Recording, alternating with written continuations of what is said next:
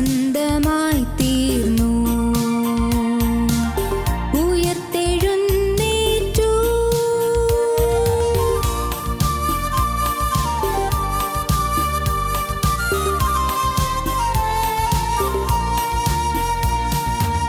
കല്ലറ തുറന്നിടവേ രാജസേവകർ ഭയന്നിടവേ വല്ലഭനീശു ഉയർത്തെഴുന്നേറ്റു. നിത്യമാം ജീവനെ നൽകിടുവാൻ വല്ലഭനീശു ഉയർത്തെഴുന്നേറ്റു. നിത്യമാം ജീവനെ നൽകിടുവാൻ ഉയർത്തെഴുന്നേറ്റു. ഹല്ലേലൂയ, ജയിച്ചെഴുന്നേറ്റു. പൂർവിയെ ജയിച്ച ക്രിസ്തുനാഥനിൽ സ്വന്തമായി തീർന്നു. ഉയർത്തെഴുന്നേറ്റു.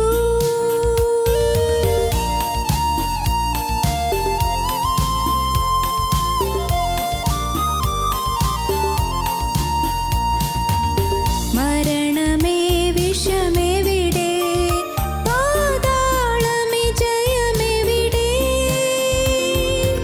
മരണത്തെ ജയിച്ചവൻ ഉയർത്തെഴുന്നേറ്റു. പാതാളവൈരിയെ ജയിച്ചവനായി മരണത്തെ ജയിച്ചവൻ ഉയർത്തെഴുന്നേറ്റു. പാതാളവൈരിയെ ജയിച്ചവനായി ഉയർത്തെഴുന്നേറ്റു. ഹല്ലേലൂയ, ജയിച്ചെഴുന്നേറ്റു.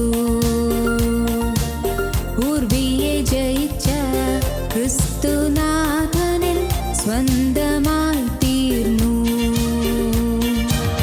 ഉയർത്തെഴുന്നേറ്റു.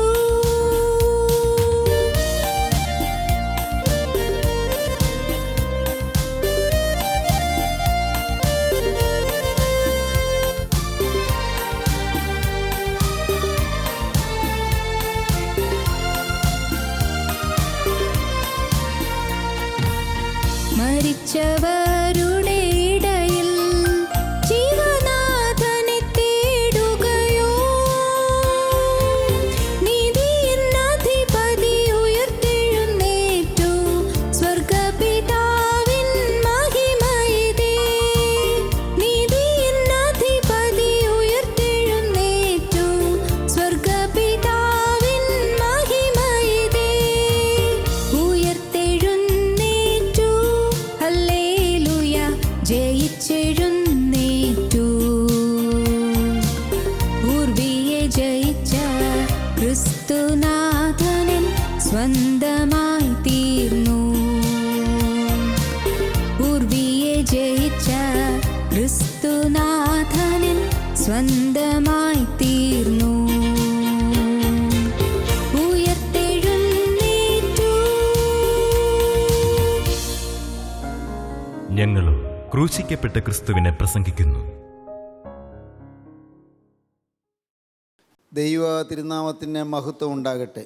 നാം ഹാനോക്ക് ദൈവത്തോടുകൂടെ നടന്നു എന്നും നോഹ ദൈവത്തോടുകൂടെ നടന്നും എന്ന് ഉള്ളതായ തിരുവചന ഭാഗങ്ങൾ വെച്ചുകൊണ്ട് ദൈവത്തോടുകൂടെ നടക്കുന്നത് എങ്ങനെയെന്ന് എഫേസ്യ ലേഖനത്തിൻ്റെ പശ്ചാത്തലത്തിൽ നാം ചിന്തിച്ചു വരികയായിരുന്നു.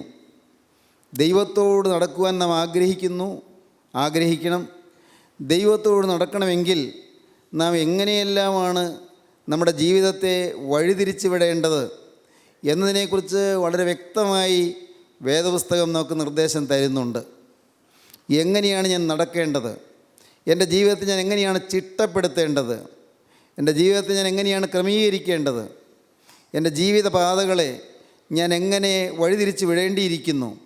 ഇമാതിരി കാര്യങ്ങളെക്കുറിച്ചുള്ള വളരെ വിശദമായ പ്രസ്താവനകൾ ഈ തിരുവചനത്തിൽ നമ്മുടെ ഈ വേദപുസ്തകത്തിൽ നമുക്ക് ലഭിക്കുന്നുണ്ട്.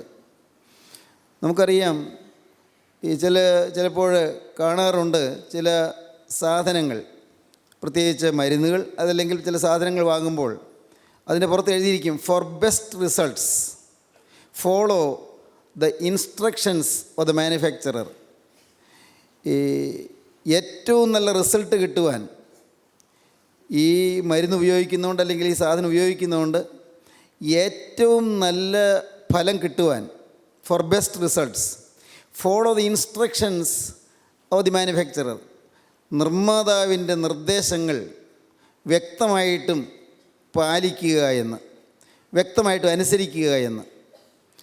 നമുക്ക് നമ്മുടെ ജീവിതം ഏറ്റവും നന്നായി നിർവഹിക്കുവാൻ, ഏറ്റവും ഭംഗിയായി നയിച്ചുകൊണ്ട് പോകുവാൻ നമ്മുടെ കർത്താവായ യേശുവിൻ്റെ തിരുവചനം നാം അനുസരിക്കുകയും ആചരിക്കുകയും ചെയ്യുകയാണ് ഒരേ ഒരു പോംവഴി.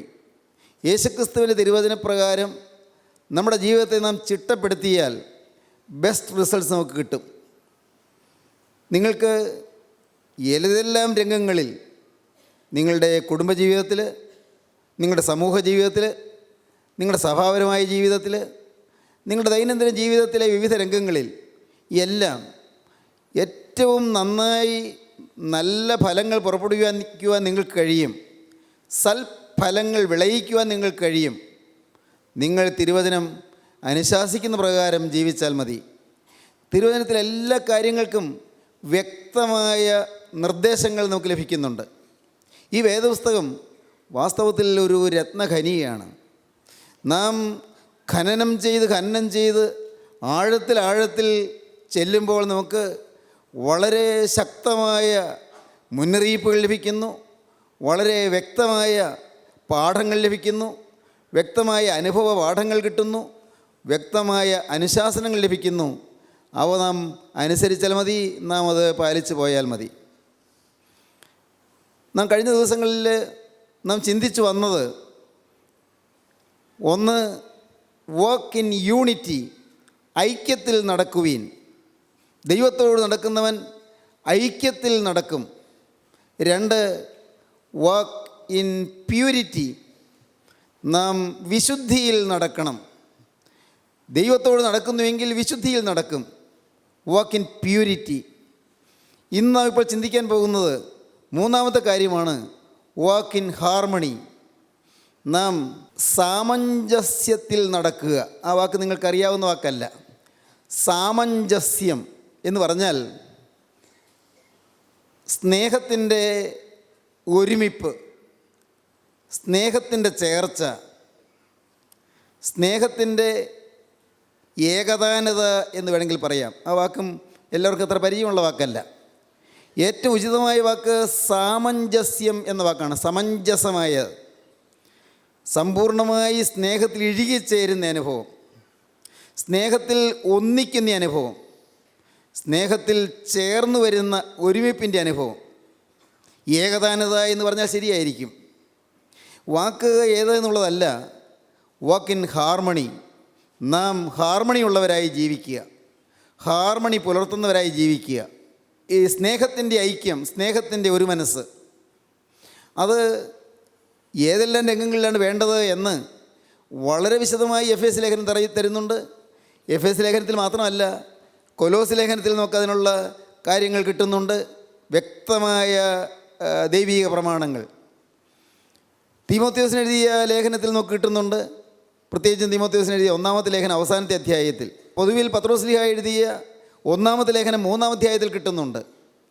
ഇത് ഓരോന്നും നാം ചേർത്ത് വെച്ച് ചിന്തിക്കുമ്പോൾ ഒരു കുടുംബം ആ ഏകതാനതയിൽ പോകുവാൻ എങ്ങനെയാണ് പുലരേണ്ടത് എന്ന് കൃത്യമായി തരുന്നുണ്ട് നിർദ്ദേശങ്ങൾ. നമുക്ക് ചിലത് വായിക്കാം. എങ്ങനെയാണ് ഒരു കുടുംബം കെട്ടിപ്പടുക്കേണ്ടത്? ഭാര്യയും ഭർത്താവും സ്നേഹമായും ഐക്യമായും ജീവിക്കുന്നതാണ് ഒരു കുടുംബത്തിൻ്റെ ഐശ്വര്യം എന്ന് പറയുന്നത്. ഭാര്യയും ഭർത്താവും സ്നേഹം നിറഞ്ഞ, ഐക്യദാർഢ്യമുള്ള, സ്നേഹത്തിൻ്റെ ഊഷ്മളത നിറഞ്ഞ ഒരു അന്തരീക്ഷമാണ് ഭാര്യയുടെയും ഭർത്താവിൻ്റെയും ഹൃദയത്തെ തമ്മിൽ യോജിപ്പിച്ചിരിക്കുന്ന ആ മനോഭാവമെങ്കിൽ തീർച്ചയായും മക്കൾ വഴിതെറ്റിപ്പോവുകയില്ല, മക്കൾ നാനാവിധമായി പോവുകയില്ല, മക്കളെ ഓർത്ത് നിങ്ങൾ നെടുവീർപ്പിടേണ്ടി വരികയില്ല. ഇന്ന് അനേകം കുടുംബങ്ങളിലും മക്കളെ ഓർത്തുള്ളതായ ദുഃഖവും വ്യസനവും വലിയ നൈരാശ്യവും മാതാപിതാക്കളെ ബാധിച്ചിരിക്കുന്നത് കാണാം. മക്കൾ നാനാവിധമായി പോവുകയാണ്. മക്കൾ അനുസരണമില്ലാത്തവരായി പോകുന്നു, പഠിക്കാൻ മോശമായിത്തീരുന്നു, അവരുടെ ഭാവി ഇരുളടഞ്ഞു പോകുന്നു, അവരുടെ ജീവിതം തകർന്നു പോകുന്നു, അവർ സമാധാനമില്ലാത്തവരായിത്തീരുന്നു, അനേകം ദുശ്ശീലങ്ങൾക്ക് അടിമകളായിത്തീരുന്നു, കഞ്ചാവിൻ്റെയോ മയക്കുമരുന്നിൻ്റെയോ അല്ലെങ്കിൽ മദ്യത്തിൻ്റെയോ അടിമത്തത്തിൽ ആണ്ടുപോകുന്നു. മക്കൾ ജീവിതം ഏറ്റവും ഹീനമായ രീതിയിൽ, മ്ലേച്ഛമായ രീതിയിൽ കഴിഞ്ഞുകൂടുന്ന അവസ്ഥാന്തരങ്ങളിലേക്ക് കടന്നു പോകേണ്ടി വരുന്നു. എന്താണ് കാരണം? മറ്റാരെയും കുറ്റം പറയണ്ട, മറ്റാരെയും നാം അതിന് പഴി പറയണ്ട. ഞാൻ മലയാള മനോരമ പത്രത്തിൽ പ്രൊഫസർ ഹൃദയകുമാരി എഴുതിയ ഒരു ചെറിയ വളരെ മനോഹരമായൊരു ആർട്ടിക്കിൾ വായിക്കുകയുണ്ടായി. 2-3 വർഷം മുമ്പാണ് എഴുതിയത്. കുട്ടികൾ ചീത്ത സ്വഭാവമുള്ളവരായി തീർന്നാൽ ആ കുട്ടികളെയല്ല ശിക്ഷിക്കേണ്ടതെന്ന്. ചൈനയിൽ നടന്നൊരു സംഭവമാണ്. ആ ശ്രേഷ്ഠ വനിത, ആ പ്രഖ്യാതമായ ജീവിത ശ്രേണികളിൽ ഉയർന്നു വന്ന ബി ഹൃദയകുമാരി എഴുതിയിരിക്കുന്നത് ചൈനയിൽ. അവിടെ ഒരു വീട്ടിൽ എന്നും വഴക്കാണ്, എന്നും ശണ്ടയാണ്. ഭാര്യയും ഭർത്താവും തമ്മിൽ വലിയ വഴക്കാണ്. കുറേ നാൾ അയൽവക്കത്തുള്ളവർ സഹിച്ചു. പിന്നെ ഈ അയൽവക്കത്തുള്ളവർ അത് പരാതിപ്പെട്ടു, അത് കോടതിയിലെത്തി. മജിസ്ട്രേറ്റ് ശിക്ഷ വിധിച്ചു. ഈ വഴക്ക് കൂടുന്ന ഭാര്യയെയും ഭർത്താവിനെയും അല്ല അവർ ശിക്ഷ വിധിച്ചത്. ആ ഭാര്യയും ഭർത്താവും പഠിച്ച കോളേജിൽ, പഠിച്ച സ്കൂളിൽ പഠിപ്പിച്ച അധ്യാപകരെയും ആ ഭാര്യയുടെയും ഭർത്താവിൻ്റെയും മാതാപിതാക്കളെയും ശിക്ഷിക്കാൻ തീരുമാനിച്ചു. പഠിപ്പിച്ച അധ്യാപകരെയും അവരെ വളർത്തിയ മാതാപിതാക്കളെയും ശിക്ഷിക്കാനാണ് കോടതി ശിക്ഷിച്ചത്. ചൈനയിൽ നടന്നൊരു സംഭവമാണ്. അത് വെച്ചുകൊണ്ട് ആ മഹതി എഴുതിയിരിക്കുകയാണ്, നമ്മുടെ കുടുംബജീവിതം തകരുകയും നമ്മുടെ യുവാക്കൾ വഴിതെറ്റിപ്പോവുകയും ചെയ്യുന്നതിൻ്റെ വ്യക്തമായ കാരണം അവരെ പരിശീലിപ്പിച്ചു വന്ന സ്കൂളിൻ്റെയോ കോളേജിൻ്റെയോ അതല്ലെങ്കിൽ ഭവനത്തിൻ്റെയോ ആ അന്തരീക്ഷത്തിൽ നിന്ന് അവരുടെ മേൽ വന്നതായ ഇമ്പാക്റ്റാണ്, അവരുടെ മേൽ വന്നതായ സ്വാധീനമാണ് പലരും വഴിതെറ്റിപ്പോകാൻ കാരണമായി തീർന്നത്. പ്രിയപ്പെട്ടവരെ, ഭാര്യാഭർത്താക്കന്മാർ തമ്മിലുള്ളതായ ആ സ്നേഹത്തിൻ്റെ ഏകതാനത, ആ ഹാർമണി നിലനിർത്തുക എന്നുള്ളത് വളരെ വ്യക്തമാണ്, വളരെ കൃത്യമായി നാം പാലിക്കേണ്ടതാണ്. എഫേസ്യ ലേഖനത്തിൽ എന്താണ് പറയുന്നത്? നമുക്ക് വായിക്കാം. 5-ാം അധ്യായം 22-ാം വാക്യം. ഭാര്യമാരെ കർത്താവിന് എന്ന പോലെ സ്വന്തം ഭർത്താക്കന്മാർക്ക് കീഴടങ്ങുവീൻ. ഭാര്യമാരെ കർത്താവിനെന്ന പോലെ സ്വന്തം ഭർത്താക്കന്മാർക്ക് കീഴടങ്ങുവീൻ. ഈ വാക്ക് കേൾക്കുമ്പോൾ നിങ്ങൾ ചിലർ സ്വാഭാവികമായും ചിന്തിക്കും, കീഴടങ്ങുക എന്ന് പറഞ്ഞാൽ ഭർത്താവ് മദ്യപിച്ച് വന്ന് ബഹളം വയ്ക്കുകയും ഒരു ചുമതലാബോധമില്ലാതെ പൈസ നാനാവിധമാക്കുകയും ചെയ്താൽ എങ്ങനെ കീഴടങ്ങും? ഉള്ളത് മുഴുവൻ വിറ്റ് മുടിച്ചാൽ എങ്ങനെ കീഴടങ്ങും? എന്നും വീട്ടിൽ ശണ്ടയും കലഹവുമാണെങ്കിൽ എങ്ങനെ കീഴടങ്ങും? അദ്ദേഹം ദുസ്വഭാവിയായി അന്യ സ്ത്രീകളുടെ കൂടെ ജീവിക്കാൻ പോകുമ്പോൾ എങ്ങനെ അദ്ദേഹത്തിന് കീഴടങ്ങിയിരിക്കാൻ പറ്റും? പ്രിയപ്പെട്ടവരെ, വ്യക്തമായി നിങ്ങൾക്ക് പറഞ്ഞു തരാം. ഇമാതിരി ദുശ്ശീലങ്ങളെല്ലാം ഉള്ള ആളാണെങ്കിൽ പോലും നിങ്ങൾക്ക് സ്നേഹം കൊണ്ട് നിങ്ങളുടെ ജീവിതത്തിൻ്റെ വിശുദ്ധമായ സംസ്കാര മഹിമ കൊണ്ട് ആ നിങ്ങളുടെ ഭർത്താവിനെ നിങ്ങൾക്ക് വിൻ ചെയ്തെടുക്കാൻ പറ്റും, നേടിയെടുക്കാൻ പറ്റും. സ്നേഹം കൊണ്ട് നിങ്ങൾ നോക്കിക്കൊള്ളൂ, തിന്മയെ ജയിക്കാനുള്ള ഒരേ ഒരായുധം സ്നേഹം മാത്രമാണ്. തിന്മയെയും ദുഷ്ടതയെയും ക്രൗര്യത്തെയും ജീവിതത്തിൻ്റെ മ്ലേച്ഛതകളെയും ജയിക്കാനുള്ള ഒരേ ഒരു പോംവഴി സ്നേഹമാണ്. അത് ഗോകുൽത്തായിൽ കർത്താവായ യേശുക്രിസ്തു കാണിച്ചു തന്ന സ്നേഹത്തിൻ്റെ ആ മാതൃകാ പാഠം നാം കൈക്കൊള്ളുക മാത്രമാണ് പോംവഴി. എത്ര ദുശ്ശീലത്തിൽ പോകുന്ന മനുഷ്യനാണെങ്കിലും സ്നേഹത്തോടെ, താഴ്മയോടെ, കാരുണ്യത്തോടെ അദ്ദേഹത്തോട് ഇടപെടാൻ നമുക്ക് കഴിയുമ്പോൾ തീർച്ചയായും ഇന്നല്ലെങ്കിൽ നാളെ നമുക്ക് അദ്ദേഹത്തെ നേടിയെടുക്കാൻ പറ്റും. പ്രിയ സഹോദരിമാർ, ചിന്തിച്ചു കൊള്ളണമേ, നിങ്ങളൊരു പാഠമായി ഉൾക്കൊള്ളണമേ. മദ്യപിച്ച് കൂത്താടി വരുമ്പോൾ ഒരുപക്ഷേ നിങ്ങൾ തല്ലുകൊള്ളുമെന്ന് എനിക്കറിയാം. പലരും കഠിനമായി മർദ്ദനമേൽക്കുന്നു. ഒരു കാര്യവുമില്ലാതെ വേണ്ടാത്ത രീതിയിൽ പെരുമാറുകയും സംസാരിക്കുകയും ചെയ്യുന്നു. ഹൃദയത്തെ മുറിപ്പെടുത്തുന്ന രീതിയിൽ സംസാരിക്കുന്നു. ശരീരത്തെ മർദ്ദിക്കുന്നു. ശരീരം വേദന കൊണ്ട് പുളയുന്നു. വീടിന് അകത്തു നിന്ന് പുറത്തേക്ക് ഇറക്കി വിട്ടിട്ട് വാതിലടയ്ക്കുന്നു. പ്രിയപ്പെട്ടവരെ, എന്തെല്ലാം പ്രയാസങ്ങളാണ് പല കുടുംബങ്ങളിലും സ്ത്രീകൾ നേരിടുന്നത്. എങ്കിൽ പോലും സ്നേഹം കൊണ്ട് നിങ്ങൾക്ക് വിൻ ചെയ്യാൻ സാധിക്കും. സ്നേഹം കൊണ്ട് വിൻ ചെയ്യുക എന്ന് പറഞ്ഞാൽ എന്താണ്? നിങ്ങൾ യേശുക്രിസ്തുവിനെ സ്നേഹിക്കുക. യേശുക്രിസ്തുവിൻ്റെ സ്നേഹത്തിൽ കൂടി ഭർത്താവിനെയും സ്നേഹിക്കുക. ദൈവത്തിന് സ്തോത്രം. പ്രിയപ്പെട്ടവരെ, നിങ്ങൾക്ക് സാധിക്കും വേണമെങ്കിൽ ഭാര്യമാരെ നിങ്ങളുടെ ഭർത്താക്കന്മാർക്ക് കീഴടങ്ങുവിൻ. എങ്ങനെ കീഴടങ്ങണം? കർത്താവിനെന്ന പോലെ സ്വന്തം ഭർത്താക്കന്മാർക്ക് കീഴടങ്ങുവിൻ. വീണ്ടും അടുത്ത വാക്യം. ക്രിസ്തു ശരീരത്തിൻ്റെ രക്ഷിതാവായി സഭയ്ക്ക് തലയാകുന്നത് പോലെ ഭർത്താവ് ഭാര്യയ്ക്ക് തലയാകുന്നു. ഭർത്താവ് ഭാര്യയ്ക്ക് തലയാകുന്നു. സഭയാകുന്ന ശരീരത്തിന് തലയായി ക്രിസ്തു ഇരിക്കുന്നത് പോലെ ഭർത്താവ് ഭാര്യയ്ക്ക് തലയാകുന്നു.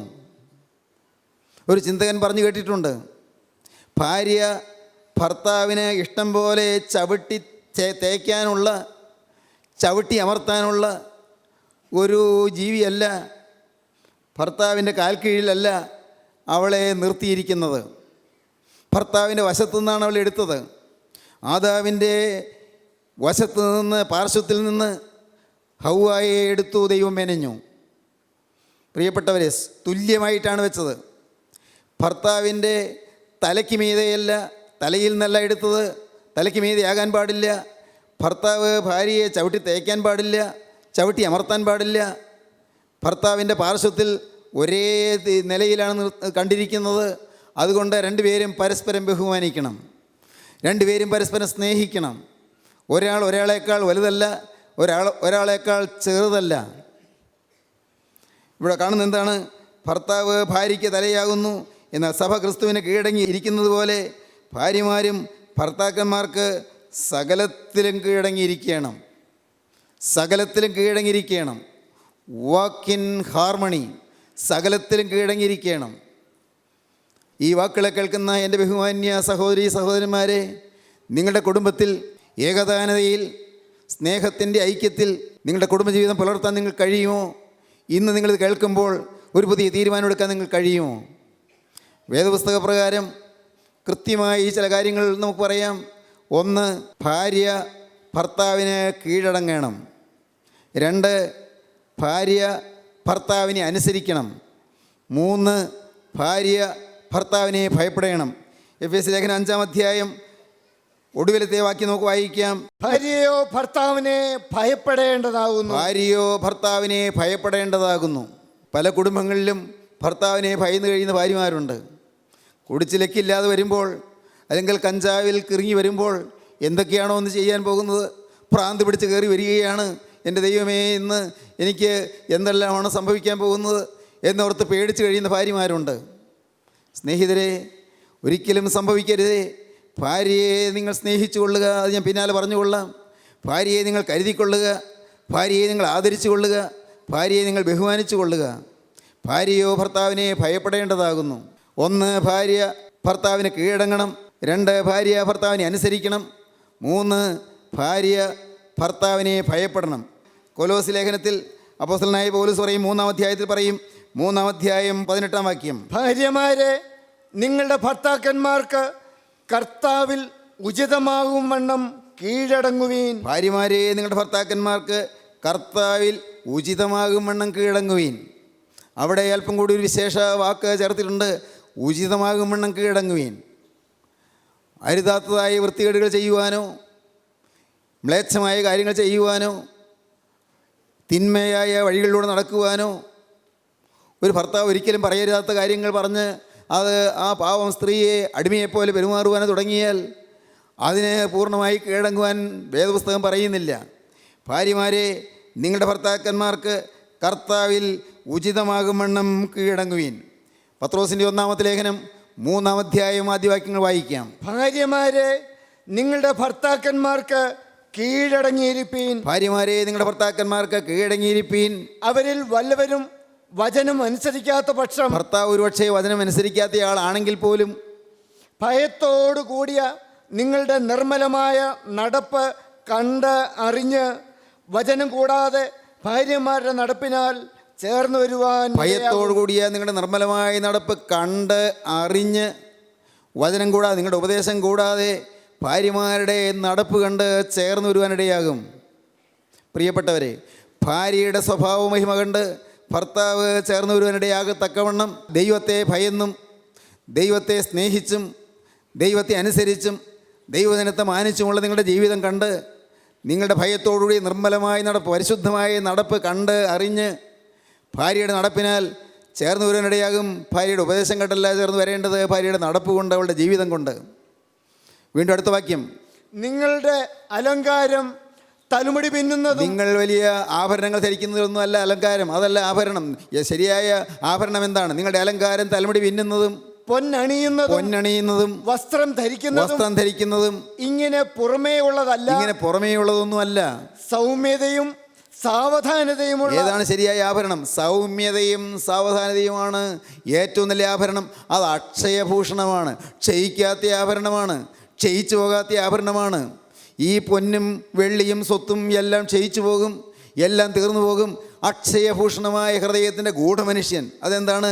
സൗമ്യതയും സാവധാനതയുമുള്ള മനസ്സ് എന്ന അക്ഷയഭൂഷണമായ ഹൃദയത്തിൻ്റെ ഗൂഢമനുഷ്യൻ തന്നെയായിരിക്കണം. നിങ്ങളുടെ അലങ്കാരം തലമുടി പിന്നുന്നതും പൊന്നണിയുന്നതും വസ്ത്രം ധരിക്കുന്നതും ഇങ്ങനെ പുറമേയുള്ളതല്ല. സൗമ്യതയും സാവധാനതയുമുള്ള മനസ്സ് എന്ന അക്ഷയഭൂഷണമായ ഹൃദയത്തിൻ്റെ ഗൂഢമനുഷ്യൻ തന്നെയായിരിക്കണം.